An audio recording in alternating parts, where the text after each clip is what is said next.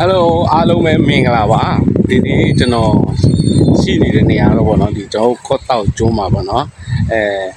နာမည်ရှိတယ်ဗောနော်ဒီဘရင်ရုပ်ထုနားကိုရောက်နေတာဖြစ်ပါတယ်ဗောနော်မနက်ခင်းဆိုတော့လေမနက်ခင်းဆိုတော့အရန်နှမအေးပြီးတော့အရန်နှမတဘာဝကြတယ်ဗျာဟိုဘက်မှာဆိုလဲဘရင်ရုပ်ထုကြီးနေဗောနော်ဒီဘက်မှာဆိုရင်လည်းဒါတန်းရှိလိုက်လုံးလေးတွေနဲ့ဗျာဒီမှာမနက်စောစီစီအဲ့ရကနိုးတာနဲ့ဗျာကျွန်တော်ဒီမှာလာထိုင်ရင်းနေပေါ့နော်စိတ်ကူးရတော့ဒီ blog လေးတင်ဆက်ပြချင်ပါတယ်အဲ့တော့ကျွန်တော်တို့လိုက်ကြည့်ကြအောင်ဘယ်လောက်ထိလှတယ်ဘယ်လိုအနေထားမှရှိလဲဆိုတာကိုလာကျွန်တော်တို့အလဲသွားရအောင်ဒါနဲ့ကျွန်တော်ရဲ့ဒီpage လေးကိုလည်း follow လေးနှိပ်ထားပေးဖို့တောင်းဆိုချင်ပါတယ်ပေါ့နော်နောက်ကျွန်တော်ဒီလို video လေးတွေတင်ဆက်မှာဖြစ်တဲ့အတွက်ကြောင့်ပေါ့နော်ကျွန်တော်ဘယ်သွားမလဲဘာလုပ်မလဲဘယ်လိုရှုခင်းလှလှလေးတွေကိုပေါ့နော်ဒါအလဲခေါ်သွားမလဲဆိုတာကိုကျွန်တော်သွားတိုင်းဗျာသိရမလားကျွန်တော်ရဲ့အတူလိုက်ပါ